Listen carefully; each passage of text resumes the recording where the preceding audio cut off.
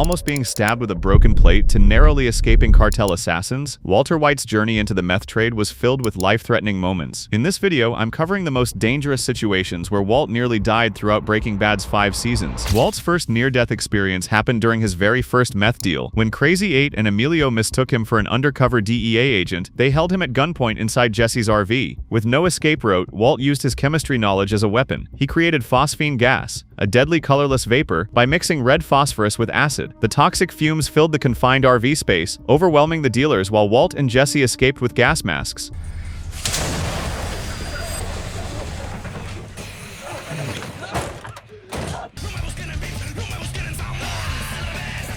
In one afternoon, Walt went from suburban teacher to double murderer, crossing a line he could never uncross. But that wasn't his only brush with death that day. Stranded in the desert with their broken-down RV and police sirens approaching,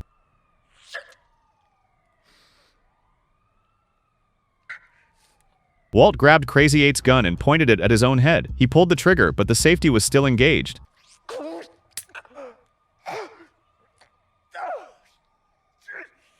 When the sirens passed by harmlessly, Walt realized fate had intervened to keep him alive. After capturing Crazy 8 alive, Walt chained him in Jesse's basement while wrestling with whether to kill him. Over several days, Walt brought him food and engaged in conversation, desperately searching for a reason to spare his life. Everything changed when Walt had a fainting spell and accidentally broke a plate. When he regained consciousness, Crazy 8 seemed increasingly cooperative.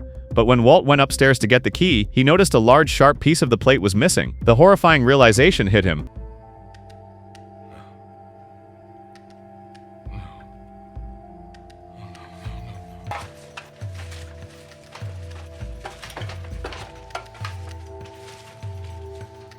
Crazy 8 had been playing him the entire time, pocketing the shard during Walt's fainting episode to use as a weapon. If Walt had freed him, he would have been stabbed to death instantly. Walt returned to the basement and strangled Crazy 8 with a bike lock chain. When Tuco stole their meth and brutally beat Jesse, Walt found himself facing a psychopathic drug dealer alone. His plan was audacious and terrifying. He would use chemistry to intimidate Tuco. Walt synthesized fulminated mercury, an extremely unstable explosive compound, disguising it as meth crystals. When Tuco refused to pay the $50,000 owed, Walt picked up a small crystal and hurled it at the floor. This is not meth.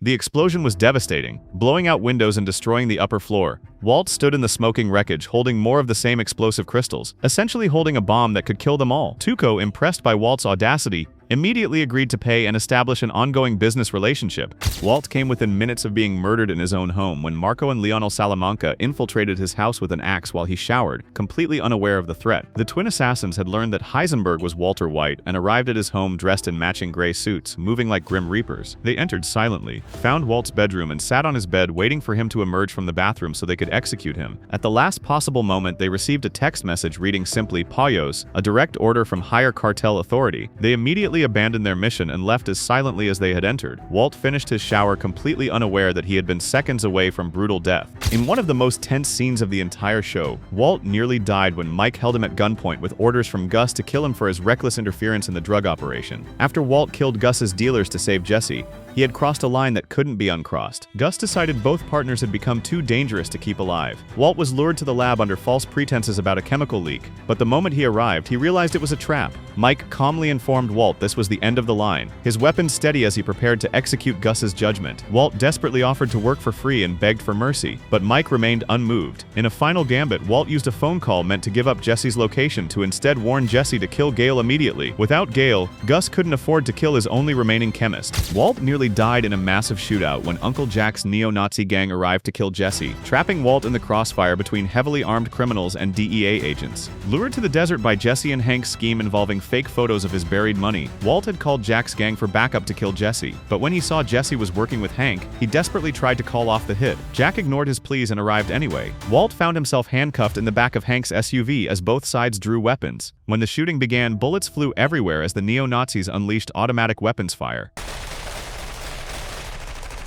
Walt was trapped in the vehicle as high-powered rounds shattered windows and punched through metal all around him. The shootout nearly killed him and resulted in the death of his own brother-in-law. Arguably, Walt's biggest near-death experience was his cancer diagnosis, minus the very thing that started his criminal journey. Stage 3 lung cancer with a 2-year life expectancy became both his motivation for cooking meth and a constant threat. You understood what I've just said to you? Yes. Lung cancer. Inoperable.